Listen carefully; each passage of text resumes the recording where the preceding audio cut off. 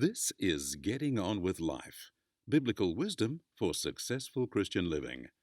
And this lesson is Giving and Ownership.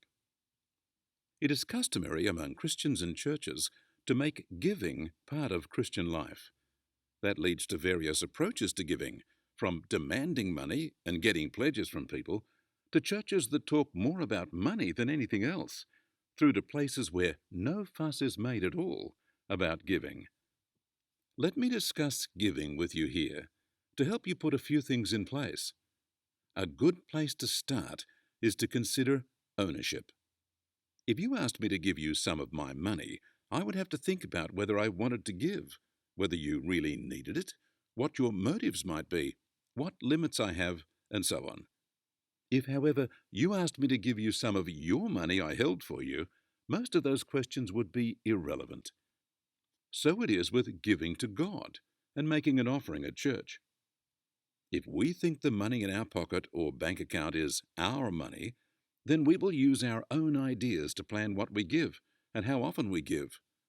If we realize everything we have belongs to God, then we will let God direct us about what we are to do with that money, since it's His.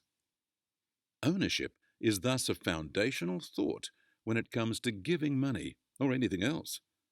The Bible reveals that we no longer own anything, not even our own life, once we become a Christian.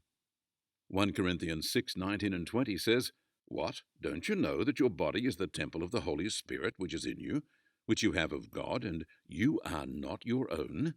For you were bought with a price.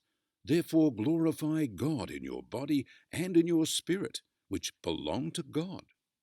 Another foundational thought regarding money is worship.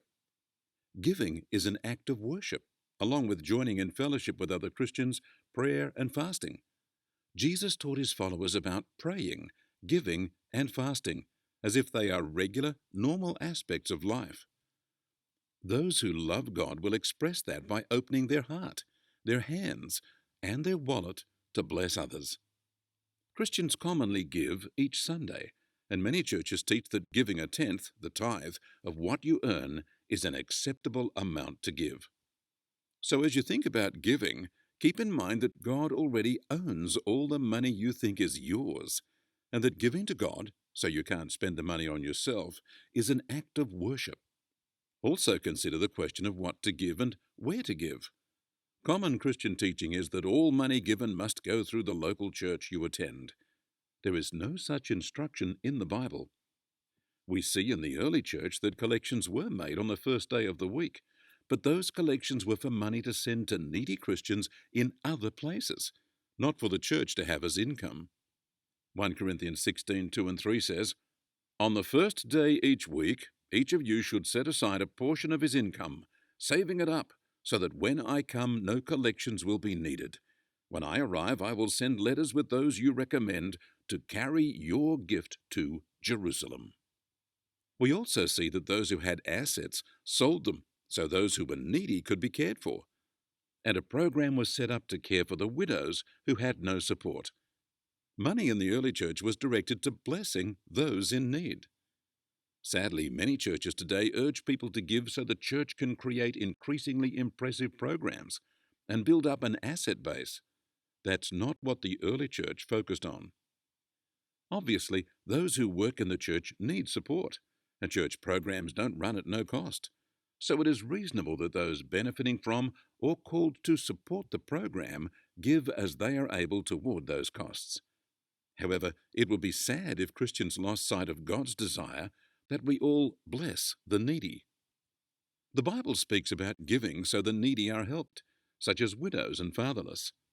1 John 3:17 says, "Whoever has this world's goods and sees his brother in need and shuts up his heart from him, how does the love of God abide in him?" Further to that, there are people who step out of normal income earning to serve God, such as in foreign lands. Those workers and missionaries often require support. Then there are processes and projects that are only possible by funding from supporters. On top of that, there are times when we might be prompted by God to give sacrificially, as a step of faith and worship, giving as God directs. So let me suggest that all the money and assets you have at your disposal actually belong to God. God has the right to claim all of it if He wants. Your heart toward God is exposed by how willing you are to let Him claim what is His. I suggest that you determine to give faithfully and regularly to God's work and to the needy. The Old Testament talked of giving at least a tenth of a person's income to God for the temple and the needy.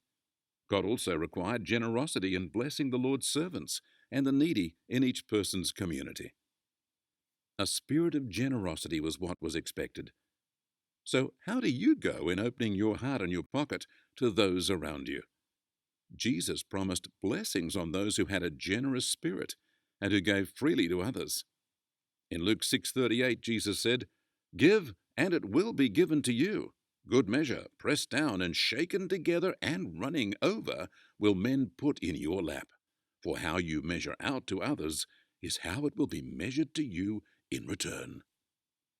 I suggest you take time to seek God and let Him tell you how He wants you to direct His money, which you are looking after for Him.